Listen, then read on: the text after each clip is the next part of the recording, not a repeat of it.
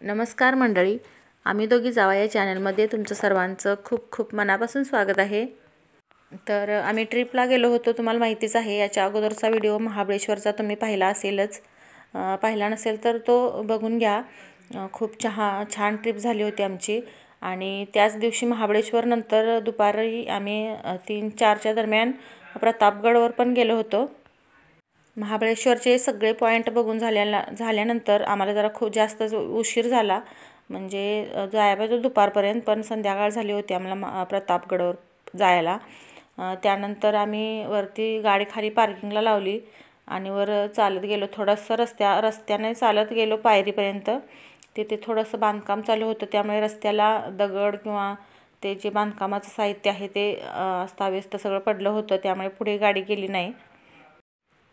तर हा किल्ला महाराष्ट्रातील सातारा जिल्ह्यातील महाबळेश्वर जवळील आंबेनळी घाटाजवळ आहे। हा किल्ला खरं तर सभोवती पूर्ण डोंगर भाग आहे। हा किल्ला समुद्री सपाटीपासून 1000 फूट उंचीवर आहे व या किल्ल्याची उंची 3556 फूट आहे। हा किल्ला गिरिदुर्ग प्रकारात मोडतो व या किल्ल्याची चढाई सोपी आहे। जावळी खोरे स्वराज्यात आल्यानंतर महाराजांनी मोर त्र्यंबक पिंगळे यांना इसवी सन 1656 मध्ये हा गड बांधून घेण्याची आज्ञा दिली होती। प्रतापगड किल्ल्याचा इतिहास हा छत्रपती शिवाजी महाराजांचा पराक्रमाचा साक्षीदार आहे। हा दरवाजा खरं तर नवीन आहे आणि हा जुना आहे तिथेच।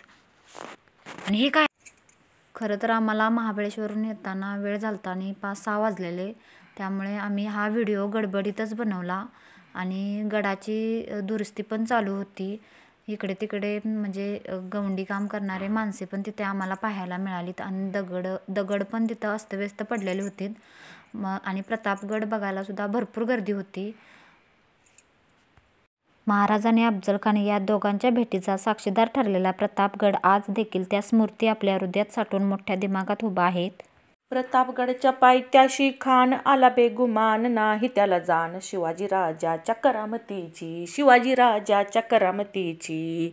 अन त्यास नाही जाणीव शक्तीची, अन त्यास नाही जाणीव शक्तीची, अन करील काय कल्पना युक्तीची, हजी जी जी। हा पोवाडा आजही ऐकल्यानंतर अंगावर शहारे उभे राहतात। याच किल्ल्यावर महाराजांनी अफजल खानाचा वध केला।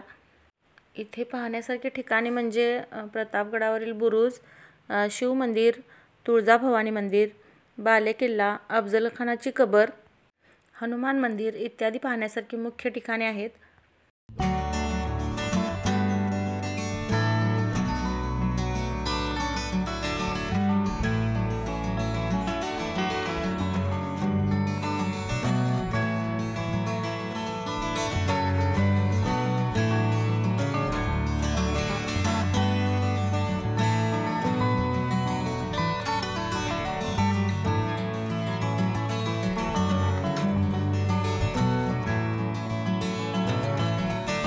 वरती आल्यानंतर इथे केदारेश्वरांचं मंदिर आहे। खरं तर शिवलिंग आहे इथे। हे शिवलिंग 10 ते 12 लोकांनी मिळून उचललं तरी उचलणार नाही इतकं मोठं आहे। या मंदिराची एक आख्यायिका पण आहे। तर ती अशी की इथे महाराज भवानी मातेचं मंदिर बांधणार होते। भवानी मातेचं मंदिराचं बांधकाम सुरू करताना, म्हणजे सुरुवातीला खोदकाम करताना हे शिवलिंग यांना महाराजांना इथे सापडलं, म्हणून त्यांनी भवानी मातेचं मंदिर न स्थगित करता इथे शिवलिंग स्थापित केलं आणि हे महादेवाचं मंदिर इथे आता आहे। आणि मंदिराच्या समोर जी पुढे रिकामी जागा होती तुम्ही पाहिलीत ना, ती तिथे प्रधान मंडळांची बैठक व्यवस्था होती, महाराजांची वगैरे सगळ्यांची। आता तिथे काहीही बांधकाम राहिलेलं नाही, तिथे सगळी पडझड झाली आणि फक्त अवशेष राहिलेले आहेत।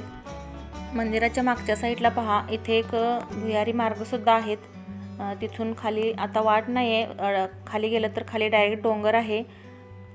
आणि सनसेट पॉईंट इथे छान आमचा झाला। आम्हाला महाबळेश्वरमध्ये करायचा होता, पण महाबळेश्वरमध्ये आम्ही लवकरच गेलो आणि दुपारी परत इकडे प्रतापगडवर पण आलो दुपारीच, त्यामुळे आम्हाला तिथे काय सनसेट आमचा महाबळेश्वरमध्ये झाला नाही। इथे म्हटलं प्रतापगडवर पण आल्यावर आम्ही सनसेट एन्जॉय करून घेतला। सनसेटसाठी आम्ही इथे बराच वेळ थांबलो होतो। खूप वेळ आम्ही हातात कॅमेरा धरून उभा राहिलो होतो इथे। त्यावेळी 6च्या अगोदरच आम्ही इथे पोचलो होतो. मग 6 वाजून 10 मिनिटांनी असं काय 10 मिनटं का 5 मिनिटांनी असं काहीतरी सनसेट होणार होता. मग त्यानंतर इथे पहा सुरुवात झाली सनसेट व्हायला 6 वाजून गेलं तर, आणि एक 5 मिनटातच पूर्ण सूर्य आपला पूर्णपणे डोंगरामध्ये बुडालेला आहे. म्हणजे असं वाटते की तो तिथे जाग्यावरच गायब झाला आहे, डोंगराच्या आडाला गेला आहे असं वाटतच नाही.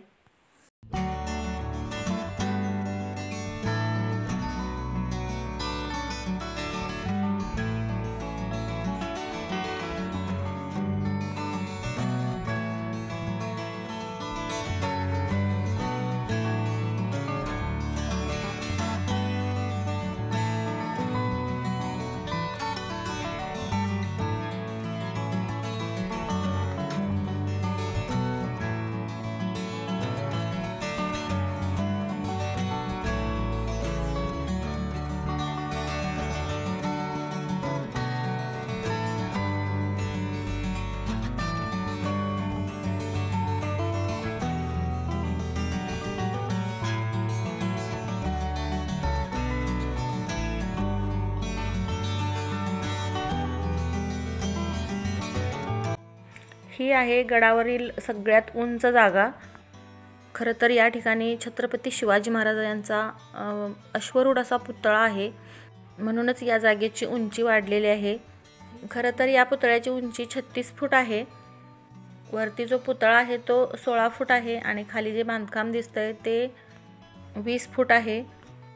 या पुतळ्याचं वजन 4.5 टन म्हणजे 4,500 किलो असं वजन आहे या पुतळ्याचं. आता तुम्ही म्हणत असाल हा पुतळा एवढा वजनदार आहे आणि तो वरती गडावरती एवढ्या उंच जागेवरती आणला कसा? खरं तर या पुतळ्याचे वेगवेगळे पार्ट्स तयार करून वरती आणले गेलेत. 17 पार्ट्स होते या पुतळ्याचे. हे असे थोडे थोडे एक एक पार्ट असा वरती आणला गेला आणि हे पार्ट जोडून हा पुतळा तयार करण्यात आला. आणि हा पुतळा पंडित जवाहरलाल नेहरू यांच्या हस्ते 1957 साली इथे स्थापित करण्यात आला, बसवण्यात आला. आणि गड ओळखायचं झालं तर कोणीही या पुतळ्याचा फोटो दाखवलं तर लगेचच हा प्रतापगड आहे असं ओळखून देणार लोक. म्हणजे हा पुतळा इतका देखणा आणि एकदम उठावदार आहे, त्यामुळे याच्या फोटोवरूनच समजतं सगळ्यांना की हा प्रतापगडावरचा फोटो आहे.